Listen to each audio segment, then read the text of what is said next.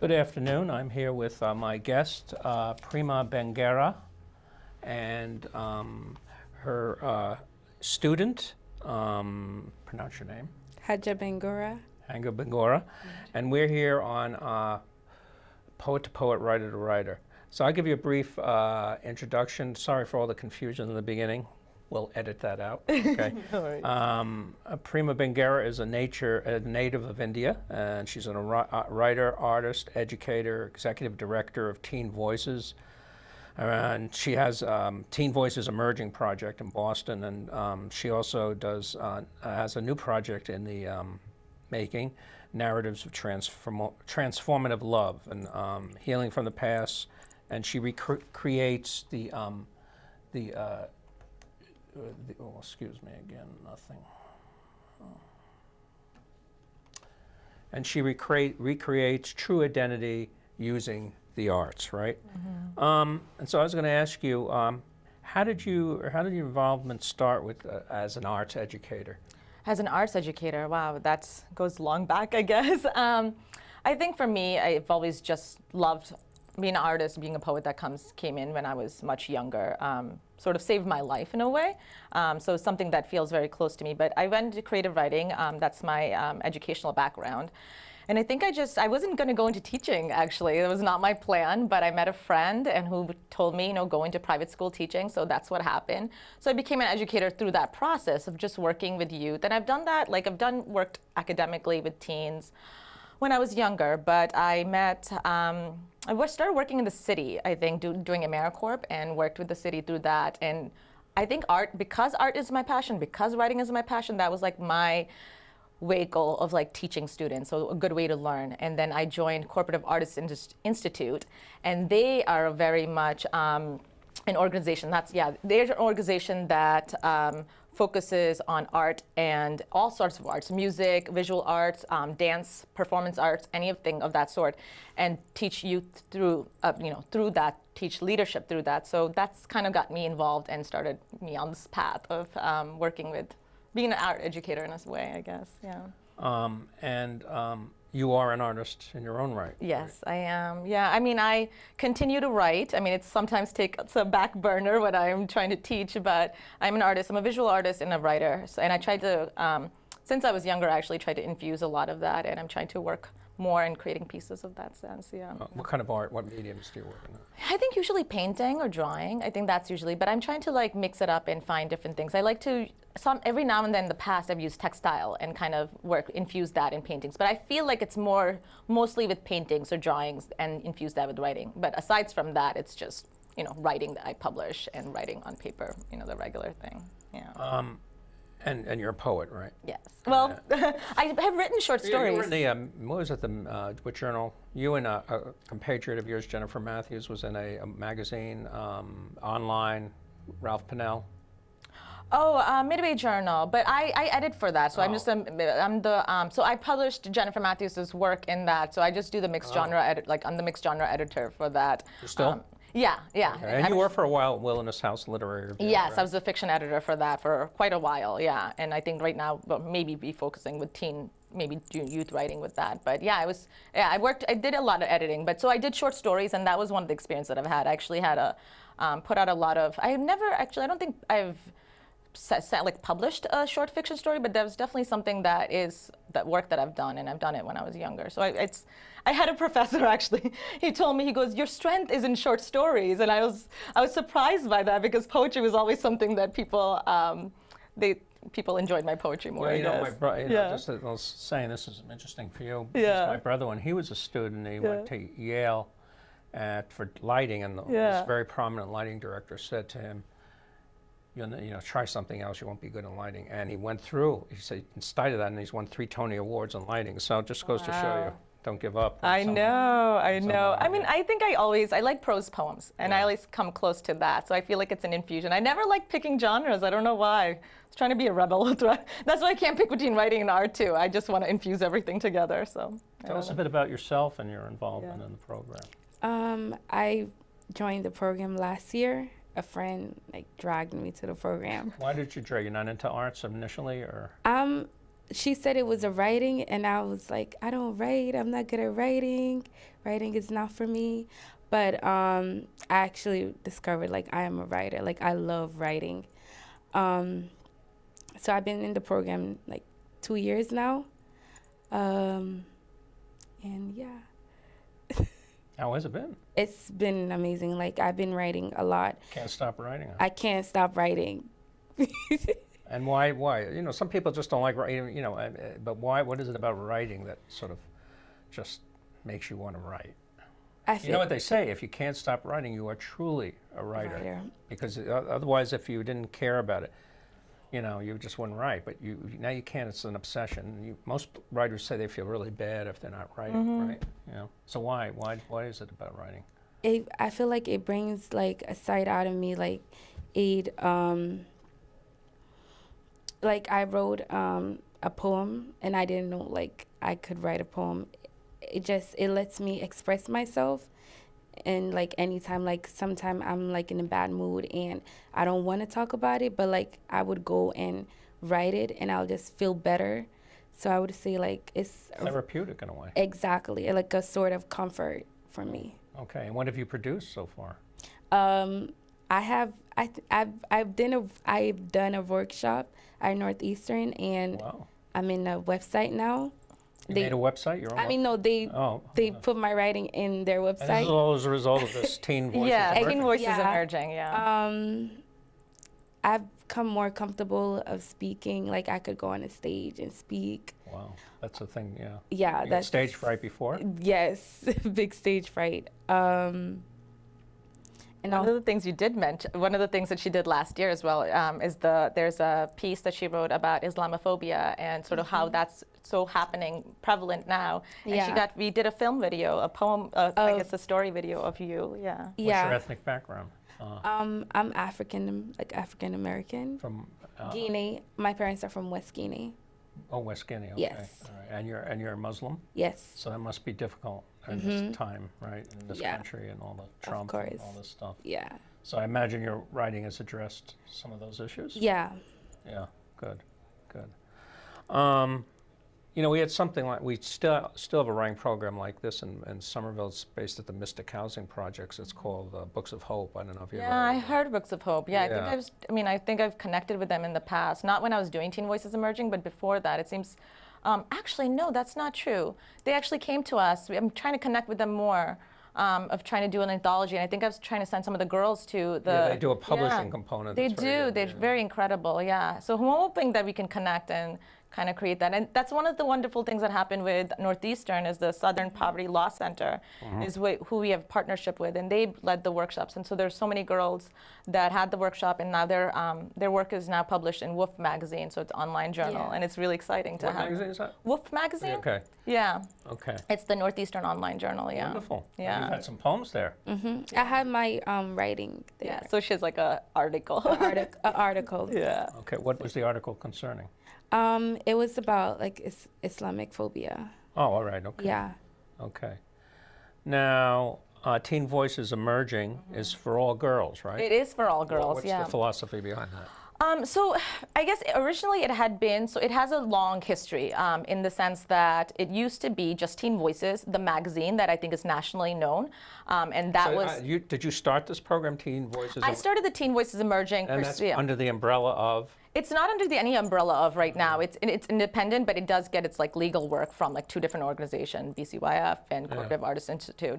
But it used to be it wasn't once anything, but it's carrying on basically the legacy of Teen Voices, which was a 25-year-old magazine. It was also a program. They used to have this, this large network of people, an amazing magazine. But I think what happened was, it was just not the right time financially. Things changed for them, and as they were shutting down, it kind of shifted to somewhere else, and then I kind of came on later on with them.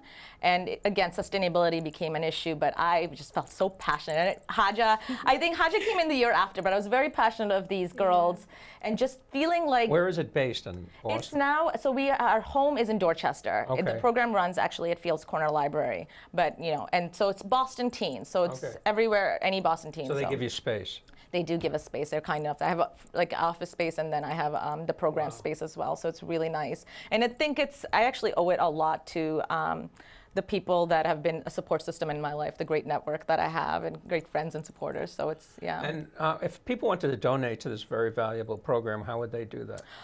They can contact me, and we have, you can do an online donation through PayPal, or you can send a check to Cooperative Artist Institute. The address, I think, is 311 Forest Hill Street, Jamaica Plain. I don't know the zip code off my mind, but yeah, they can send a check to them. And you have a Facebook page? We do, yeah. Teen Voices Emerging. So yeah, Facebook. And I know you're a nonprofit, right? We are a nonprofit. So I know nonprofit, you can write it off as a tax. Yep. And that's a nice little, yeah. Nonprofits need money. They very much do need money. So please send it. Yeah, I would really appreciate it.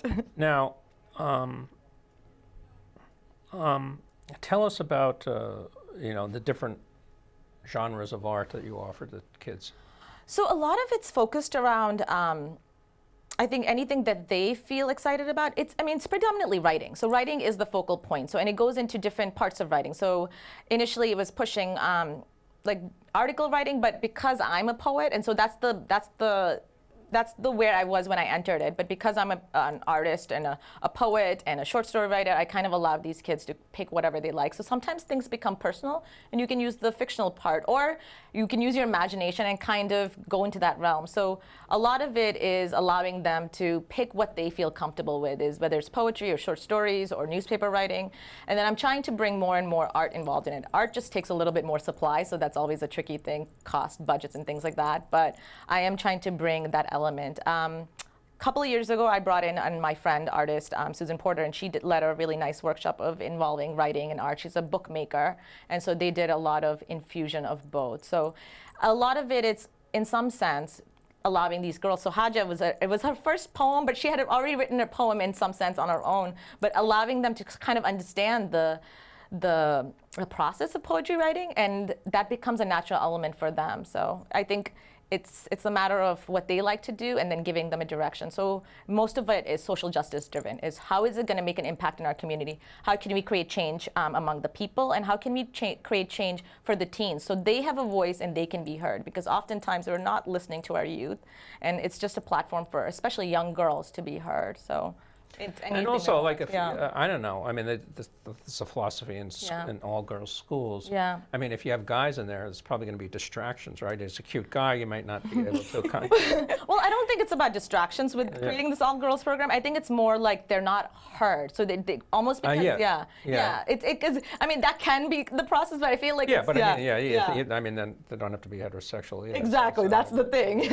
I think it's a lot about creating a safe space, because I feel like when you talk about certain things in front of, like, there's girls' Men issues. usually dominate, don't they? Sometimes. Sometimes it happens. But it's not even about that. I think it's just having that same sisterhood, that safe space to talk about what is women's issues. Because I think what happens is, if you have a group, and I am trying to create lead co-ed workshops to make sure men are part of the process too, because I think the hope is eventually to have an all-boys group that talks about gender equality. So it's not to not have men be included, it's just to also have a safe space for girls to talk about how they feel shunned sometimes, what it takes to be able to share their voice without having to feel like they have to defend themselves, you know? There's some things you just wouldn't be comfortable speaking to other than a female, right? Let's as males. Exactly, and that's the thing with men too. It's like they need a safe space to talk about, and I think that's a big thing that I'm also trying to promote among men. It's like the notions when we say man up, men aren't supposed to cry. It's these emotions that we're telling boys and girls. I was never told that. You weren't? Really? I love that though. That's beautiful, because a lot of men don't want to be emotional, and you need to let that out, because we're all human at the end of the day. We all have emotions. We are. We all do, very much so. Now, do you also some acting? Have you done that? Did. Yeah. I did have a theater background. Yeah, I did. No, but I'm saying there's some acting. I was reading with them. Yeah. We haven't done that yet. It's something that I actually really did. But we did a storytelling workshop just recently with Northeastern. So it was this past Saturday. Oh, and they were doing a lot of. Have you done anything with Mass Mouth?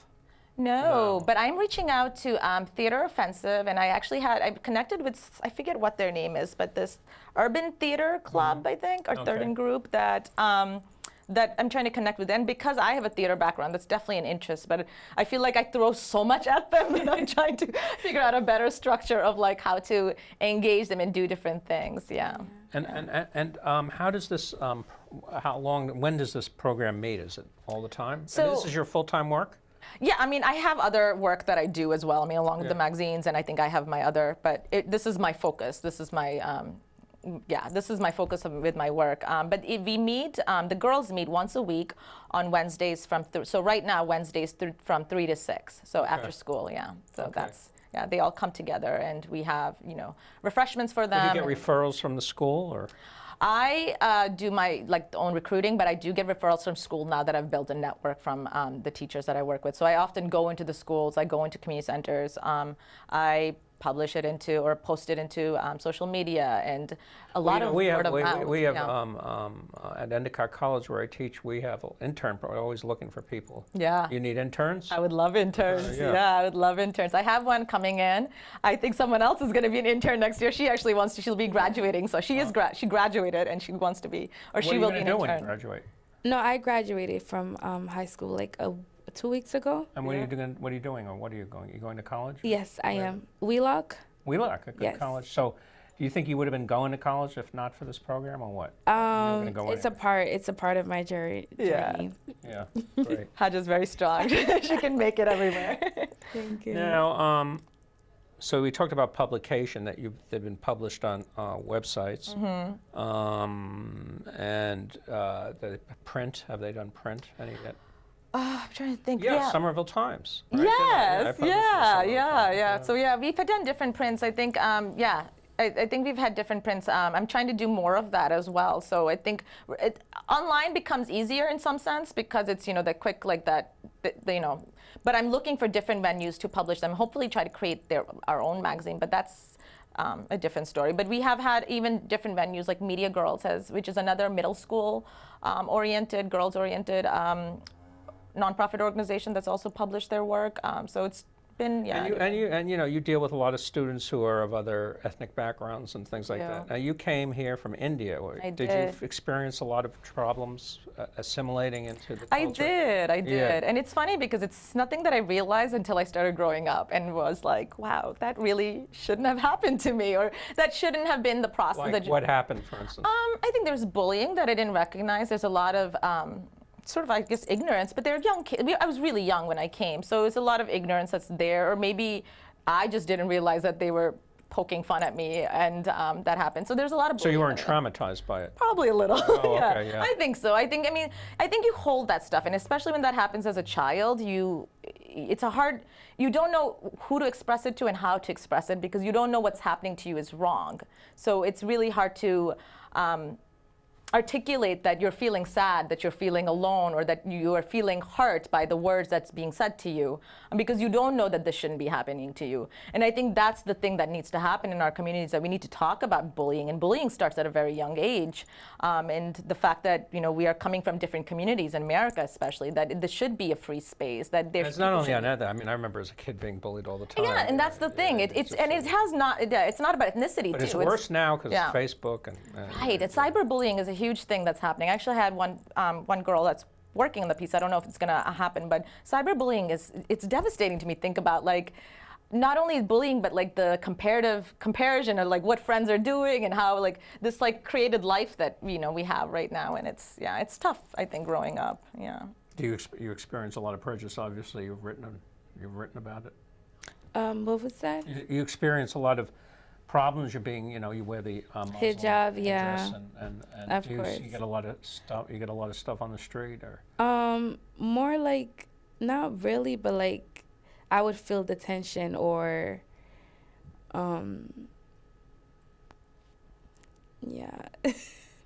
I imagine it's a lot of hearing news too, and seeing comments that are made on Facebook or other social media. That's what I think that it sticks out to me, and I know someone that is not Muslim, I'm So angry by it. Yeah. God knows, as a Jewish kid, I look at a lot of stuff. So It's I know it's horrifying. I mean, obviously, it's not obvious I'm Jewish, but Yeah. if you're wearing a headdress Yeah. and all that stuff, so you're right out there. Yeah. Exactly. If they know I'm Jewish, then they go after. Exactly. And what's the interesting piece that she had filmed was that before she wasn't wearing a hijab. Yeah. So one of her friends was surprised. She was like, you wrote about it. So, She said, you don't look Muslim. Like before I didn't wear my hijab, she said, you don't look Muslim. And I asked her, I'm like, what are Muslims supposed to look like? This is very interesting because I interviewed this woman named Kori Weston, and she's a writer, an African-American writer, and she said she was in a workshop at Emerson where she got her MFA. And she said that a white student spoke up and said, your characters don't sound black. Yeah. And so the instructor said, well, what do they sound Sound like? like? Yeah. He couldn't answer, right? Was he going to, make some stereotypical? I know. Right. So it's Yeah. interesting. It's almost like, this Kori Weston. Yeah. Now, if you're not doing enough, right? Yeah. Well, let me just ask you. You said you have all these partners. Maybe you can list some of the partners that you have.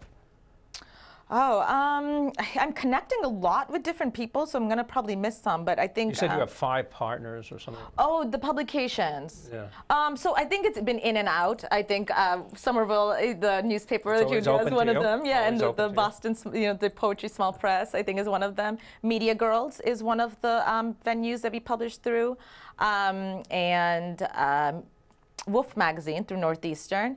We're still in connection with Women's E-News, but I think we have to figure out how to really put the teens' work out there. So because they're very international. You're going to very do something official. with the Wilderness House Press? Yes, yeah. Okay. So hopefully, I mean, nothing is set in stone in some sense, but hopefully I think was the next step that we were talking about. And I think Steve seemed very excited to do that. You have readings, poetry readings and all that? We don't do that, but those are all the interesting ideas that I'm hoping to get the girls. I've always tried to take them to poetry readings and slam poetry so that hopefully There's a great new cafe in Dudley. Dudley Cafe, yeah. There. I took her there. And that's where we met you, Melanie, so yeah. So you should... Or not, that was Haley House, but yeah. So you should maybe Connect have a them. reading. I know, that would be nice. Yeah, I would. Yeah, great future plans. I'm really excited of all these different ideas that do come about. It's hard to contain them all.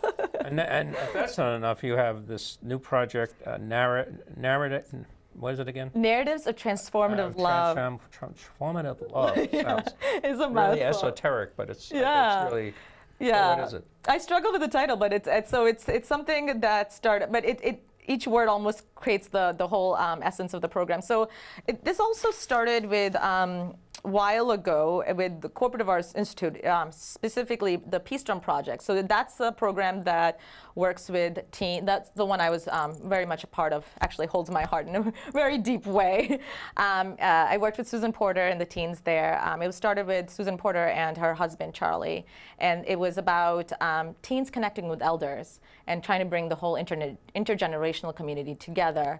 And what I brought in is that, my experience as a writer and artist. So this was a project that I did with them is kind of looking at the stereotypes that these young teens deal with, stereotypes, judgments, similar to what we talked, bullying, all these past traumas that they have, addressing it, and then recreating who they really are and that positive image that they have. And so this is a sample that I made for them, a while back. Yeah, and I put that on my Boston area small Yeah, I press and really poetry appreciate scene. that. Yeah, and it's 2 different pieces. So when I initially did it, I did a separate thing, but now I'm trying to have a whole identity, a face for it. So I did this project elsewhere too. I did it last year, unknowingly, unintentionally, not unknowingly, but unintentionally I did it because it's a project close to my heart. I did it in Africa and Kenya last year too, last summer. And then recently— What were you working for? I was just kind of traveled there. Yeah. I think I met people that I just kind of want to work in the community. So I was really excited. It was, something personal too. Yeah, I mean, I really admire this. Yeah. Me, my whole life, I've been very local, and I went to Israel once to run workshops and stuff, but wonderful, that was a long time ago. Yeah.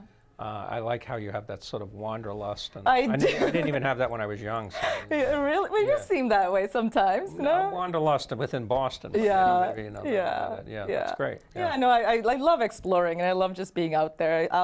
I'll follow the wave anywhere, which gets me in trouble sometimes, but I like it. And so I actually had a teacher from her school, Excel, Southie, Boston, reach out to me, and she said she was looking for, she's doing a project called Immigrants of Boston, and I was like, that's very much, and like something that's close to me.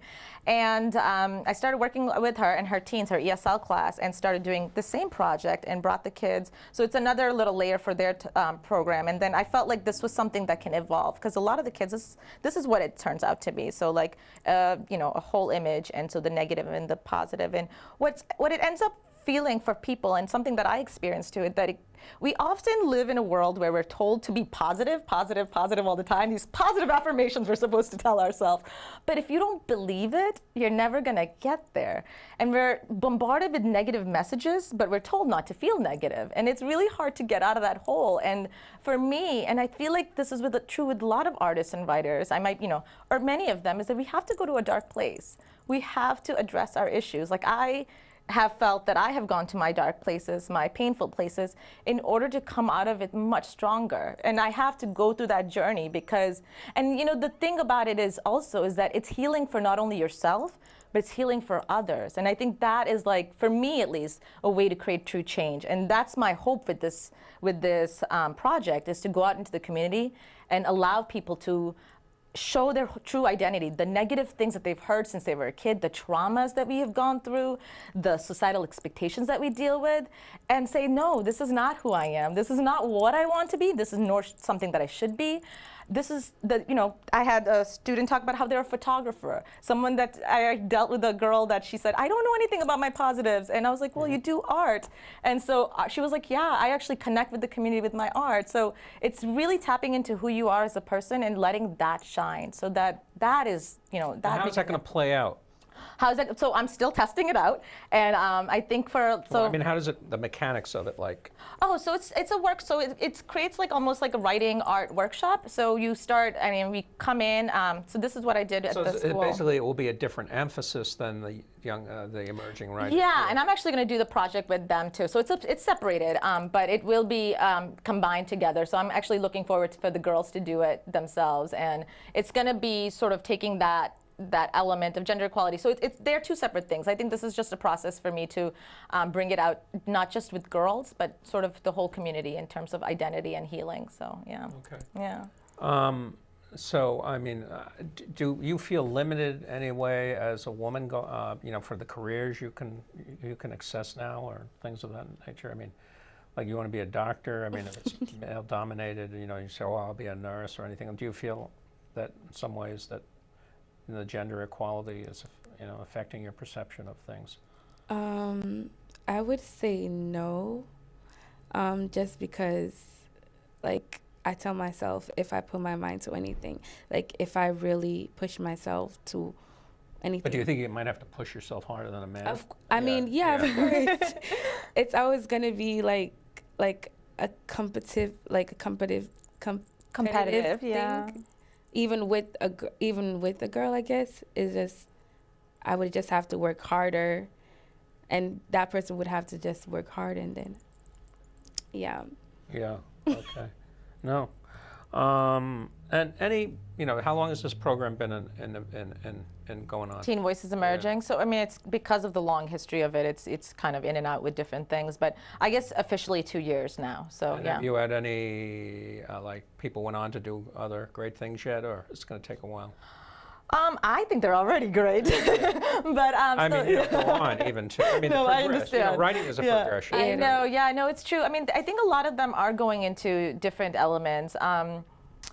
They're all in these amazing schools right now. One's in BU, one's in Wellesley, one's in Northeastern. So they're accomplishing a lot within that space. I'm not sure in particular with writing what they're doing, and not all of them want to be writers. And that's actually a significant part of understanding within this program, is that even if you they don't want to make a living. But not even that though. But like, if writing is like used in every, that's one of the things I emphasize. Writing is used in everything. Like whatever you want to do in life, you're going to need a writing. Like you don't want to send out those emails with, it's useful. Like even mathematicians, they have to create like these narratives or like these reports, and they're going to need writing in that. Here, So. one of the big problems in business is that people can't write. The businessmen. And so, and if you want to be a nurse, right, you better write. Right. Clearly, because you're going to mess someone up. Right. Exactly. Right? That's even more important. Yeah. So let's say someone wanted to become part of your, a teenager wanted to join your program. How would they go about that? I think the simple thing is email me, and my email is Prema. Is it free? It's free, it's free, and they just have to make that commitment to come throughout the whole school year from 3 to 6 on Wednesdays. Right now, that's what we have, and I think we'll probably end up keeping that way. It bounces around sometimes, but just once a week. And it's open to people throughout the city or throughout the. Throughout the city, and I'm very flexible. I mean, you have to be a teen to join, and you have to be in school for the most part, and. So like 13 to 19 is what we're looking for, but it stretches, and I'm flexible with it. And just email me, and make that commitment to come and be there. Your email again is? They can contact Prema, Prema.Bangera, Bangera .tve@gmail.com. And also, if you want to volunteer for the program or something, please, contact me. Interns, supporters, volunteers. I love it. Great. Yeah. I've had a lot of, actually, I was mentioning, so I have had a couple of writers come in too over the years. Cool. Nadia Colburn came in just this year. I don't know if you were there for that. She's been published all over, actually. Midway Journal too, and I think Harvard Review, different things. And who else am I thinking of? We're going to have Tran Vu come in, who is a very well-known local artist she does a lot of organizing. She's going to be here tomorrow. We've had Elizabeth Cyril in the past, but that was when it was Elizabeth Cyril. I interviewed her. Yeah, that was like when it was Teen Voices, right? It was like a different element, but she came in and she really enjoyed. And Susan Porter has come in as an artist, and we had Farrah June, which they love. She was the one that did filming. She has her own TV show. Yeah, she's an amazing. Farrah June. Oh. Yeah, she's actually from Peace Drum Project, and she's graduated and making this beautiful life for herself. She's also very much into TV, and she filmed the young girls, and they adore her. She's a very kind heart, very approachable, and she was someone that kind of talked to them about sort of filming and doing things of that nature. So it was really nice. Yeah. Great. Yeah. Well, we're beyond the limits of the half-hour show, and now you're going to have like a half hour to read from your work. Sure. And maybe talk about how the poem originated, what inspired you, or whatever you want. So I'll let you run it from now on. Okay. You do. Okay. Your thing. Okay. Would you like to read yours, Haja? Yeah. Sure. I always tell people, and she's probably told you already, read slow, loud, and deliberately. Okay. Thank you. So this poem is called She and I, The Battle Within. The what within? The Battle Within. Battle within. Yeah, the battle within. My insecurity is my best friend. At the same time, my worst enemy. I carry her everywhere, and sometimes I can put her away for a while, and then she comes out without my consent and tells me things that play with my mind. I'm never able to control her. She lives and breathes inside of me, blinding my eyelids, crushing my spirits, tying down my tongue, tearing apart my words, shutting down my heart, pulling on my veins. I'm choking on my emotion. I'm gasping for air. She seeps inside my head, keeping me up all night, and demands that I push others away so she can have my undivided attention. She tells me I'm not worth anyone's affection. I'm not beautiful enough for someone to love me. I'm dark-skinned, short, and I have an afro. I don't look like the typical girls. So who would accept me in these conditions? Soon I watch myself distancing myself from my loved ones as I move from city to city, country to country. My shame seeps out of me, growing on my pores. I am afraid others can feel its aura. I try to hide it with jokes and distract myself with laughter.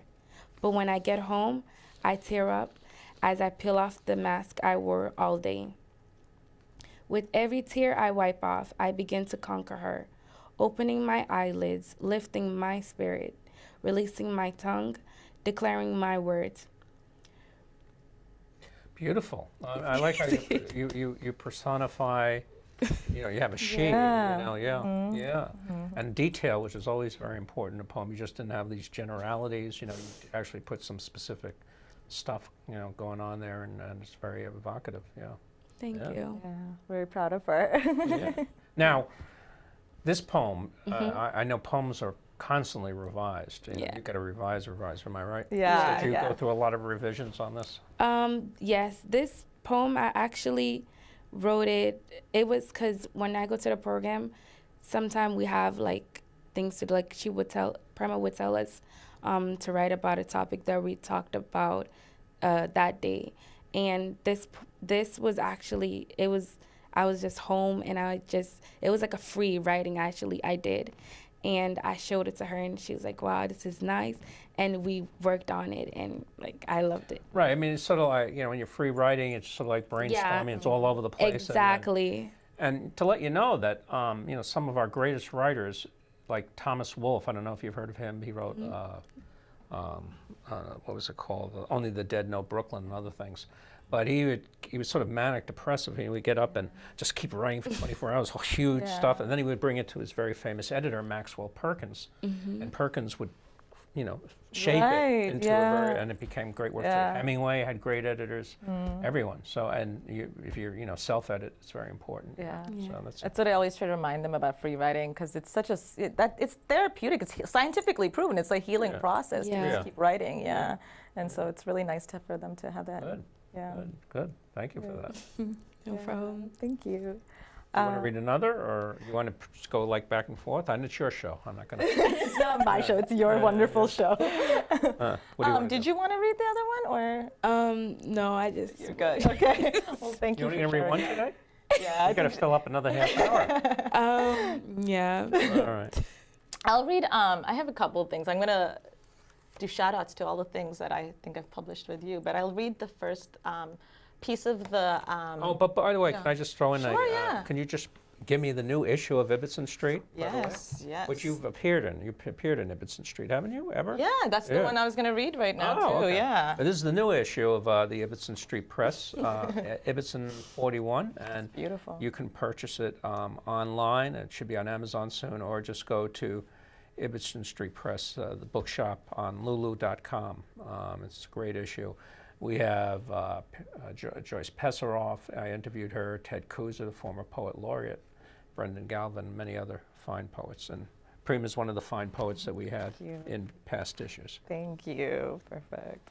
So I was going to read a couple of the ones from the Ibbotson Press and the bagel bars that we have, but I was going to first read this one from the Narratives of Transformative Love, the piece that I did. All right. So I was going to read the negative first, and then I was going to read the positive, just to see the evolving of it. Let's see, I'm going to put that. I'll put it here. And I'm so happy that you put forth the mission of it, because I thought that was important to talk about with both of them. So, anyways, here's the negative portion of it. I was born, given a body. They labeled me a girl, how they wanted a boy. A man has power, a woman their burden. Some called me ABCD, an American-born confused Stacy. I was born in India, raised in America. I am not confused. I'm a child of this earth. I belong to no country. They saw me. They saw my cavity-thriven tarnished skin, covered in cherry-burst bumps, these lusterless eyes, the way my pencil-thin small auburn lips curled into an arch, these scruffy brows, crooked rabbit teeth, lamb-chopped lashes, pig-nosed, this fat, blemished body. They saw right past me. I scrawled on the floor, my hands shaking, voices whispering who I am and what I should be. And I could only close into the darkness around me. I am the nothing they told me I would be. And then I'll read the positive part. I write for you. I write for me. I write for the rivers in his eyes, how he told me he never felt loved. I write to tell him that it took me years to carve the definition of love. How I sat in my tattered dress, arms in metal fence marks, praying to vanish into the sky. I write for her, whose body is long gone, her spirit pure as rain on lotus petals. How her heart remains unblemished and her love endless. I write for them, who have booming voices but cannot speak, those who are robbed of their laughter, never seeing the warmth of a kind smile. I write for you to say I look for you, I live for you, to promise you that though this world's soil can swallow a person whole, there's beauty in you, in all of us, which keeps me alive. I write for us. Nice, nice, very nice. Thank you. So two sides of the coin. Yeah, and that was the. And I think that's true of everyone. You know? Yeah, that's the thing. I think that it's, it can apply, and so my intention later became is like talking about internalized oppression, but it doesn't have to go as deep as oppression, but just the truth of it is that we all come from dark spaces. I think that even the most pompous and arrogant person you'll ever meet, I think we have one right now in our world and in America. But even that, like... What do you mean? I don't know. I don't know who that is. Who am I talking about?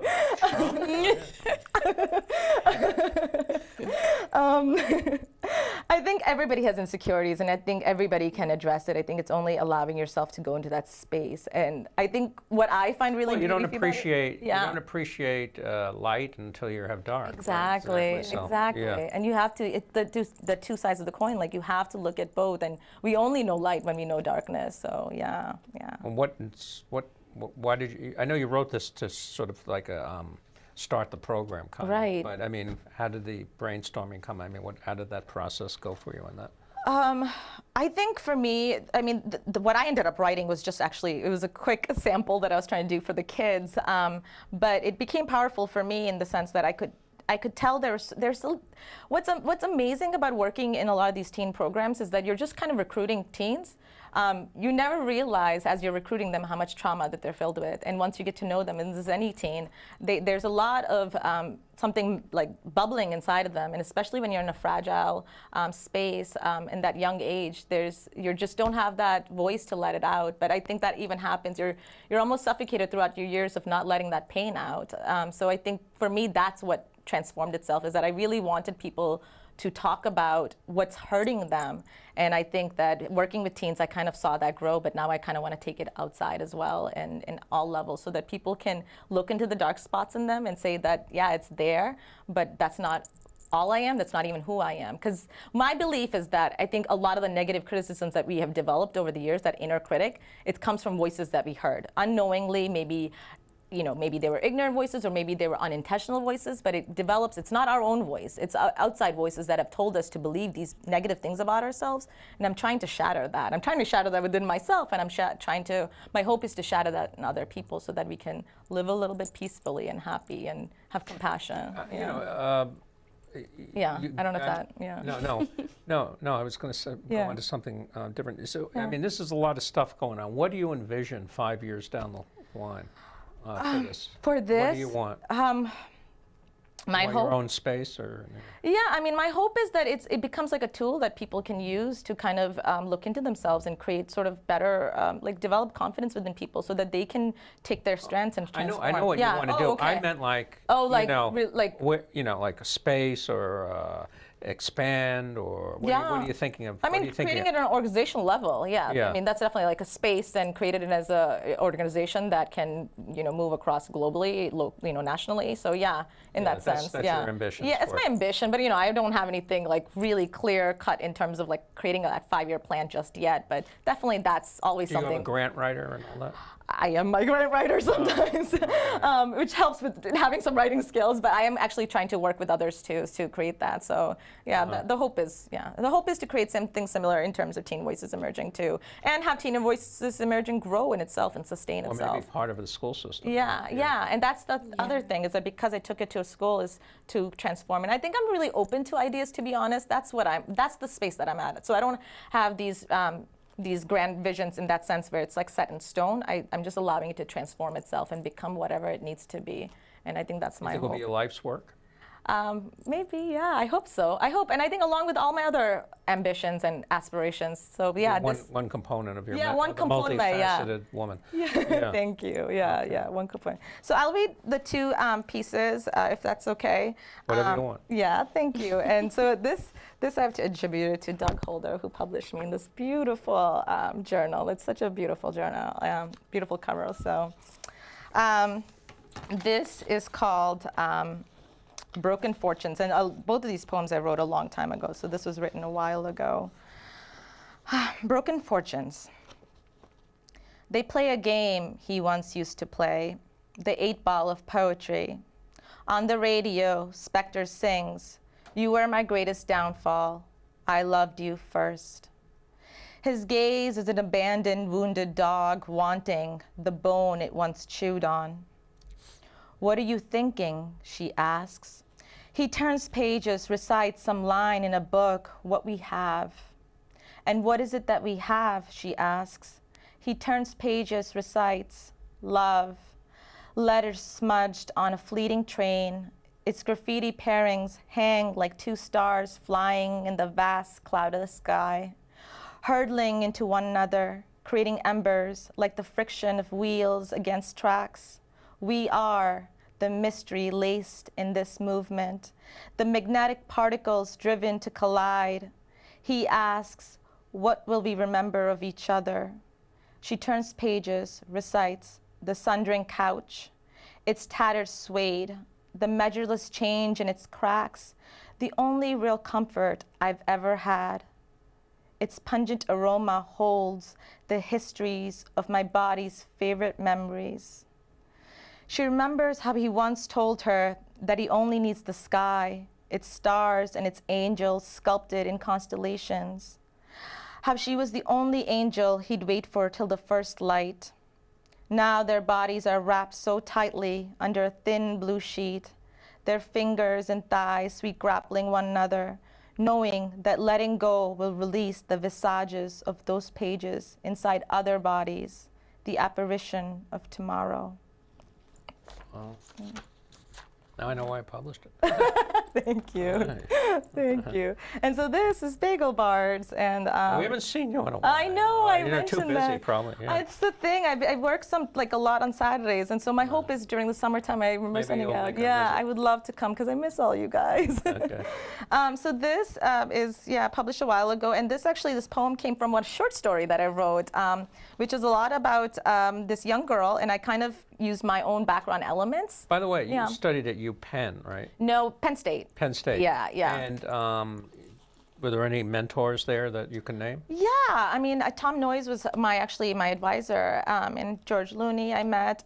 So they were great. Kathy, I'm going to mispronounce her name. She came in later, but she was a very, I loved connecting with her through like Asian American studies. So it was really wonderful, that element of it. And I worked at as the assistant editor at their Lake Effect magazine. It's the only magazine. What's the name of it? Lake Effect. Like, I've heard of that. Yeah, and it's the only magazine where undergraduates get a chance to become editors, so it's a really cool process. Endicott College. Endicott College, sorry. That's true. When I was younger, that was like one of the things that charmed me to that, but yeah, that's not true. Okay, but it's one of the few journals. Let me take back my words. But it was a good experience, and I learned a lot there. And I think I learned a lot from the peers that I had too. That was a big influence for me. So there I actually wrote this short story called it's called In Another Country, Your Voice Resonates, Smoke. And that story, it was about a character and had like an Indian background. So I infused a lot of my own sort of cultural background in it, just because I wanted to bring out that just to have Indian elements outside, like use that Indian elements, use my roots, a part of storytelling, and use the language too. And it was about this character looking for a woman named Isra, who's like this mystical, magical creature that's been living for 1,000 years. I kind of created this and just fell in love with it. She writes poetry. She travels in the way of swimming from like country to country, and she was being told these stories by her grandfather. And so I used a lot of it, that language, in this poem that I wrote as like one of the things that rose from it. And so one of the things I'll say is that Nana means maternal grandfather in Hindi, and Odni is means like a shawl, like that women. I just had to ask you because Yeah. I love Indian food. What Yeah. what restaurant would you recommend for Indian food in the area? In the Because you- area? yeah. In the Somerville area? Or? Somerville or Boston area. God, I'm going to create such a plug for people. Because I love Indian food, or curry, and Yeah. we have a big Indian supermarket. Sort of, I mean, it's sort of like right next to the market basket. It's off to the side. Really? I have to take my family around there. Yeah. Love that. It's a lot of stuff. Yeah, there. there's a lot of stuff in Waltham in terms of supermarkets, like Patel Brothers, and there's like I don't But know do much you cook? masala. Do you I cook? do cook. I actually grew up cooking the Western food though. Like I remember making my first apple pie for Thanksgiving. With curry? Yeah, with curry. No, my high school teacher, she gave me this great recommendation. I actually made killer apple pie. So I'll where's the say. restaurant though? Oh, the restaurant, sorry. Get it from- Yeah, there's Rani that's really nice in Coolidge Corner. There's actually Bukhara is really good in JP. That's a really nice restaurant to go to. They used to have ghazal, which was like Indian. That's a but, like, poetic form. I know it is a ghazal, yeah, it's a poetic form, yeah, but yeah, the prayers.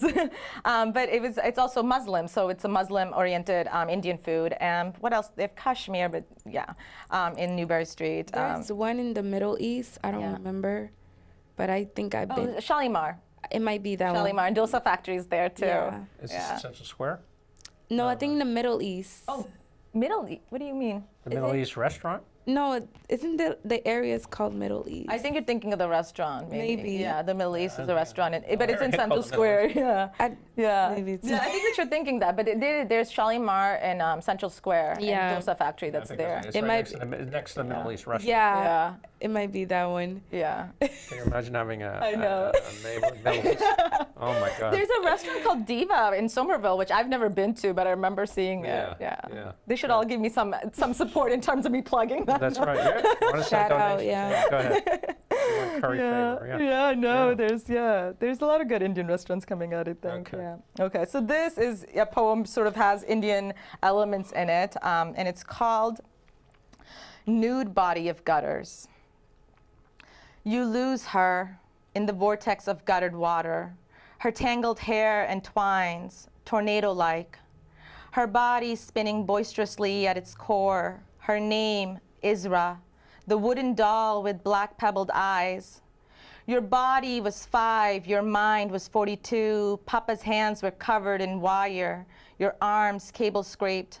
Ma said, you're an abortion living. She was the sequence of tattered saris. You hid under Odnis listening to Sanskrit chants, clutching Nana's Isra, like the single weed inside your ma's marigold gardens. Nana said, Isra has the answers. Break wood, break light, break time. On flesh, tree lines are drawn out of prayers. Isra, her nude curves sprawl in gutters. She's breathing, pivoting with the tides, pirouetting into the ocean. Her body is the hum of a closed room, giving birth to birds made of leaves. Papa said, your name is a temple prayer. Ma wanted to bathe you in lotus petals. You only believed in the apparitions of the stars.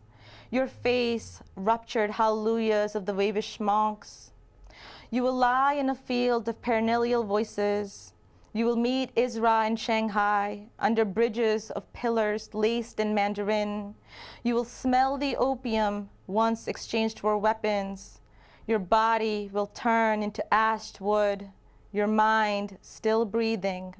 You will never be alone.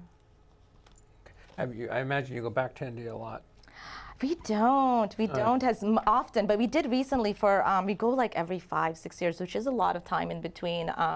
But we did recently for my cousin's wedding, which was really, really beautiful. But yeah, it's hard to go, often because it's expensive. It's What really did your expensive. parents do? I mean, were they literary folks or? No, they're not. Artists, or- No, I mean, I think they're artists at heart. My mom is very good with crafts, and my dad is a theatrical person and did some Yeah, I theater. saw a picture of you and him.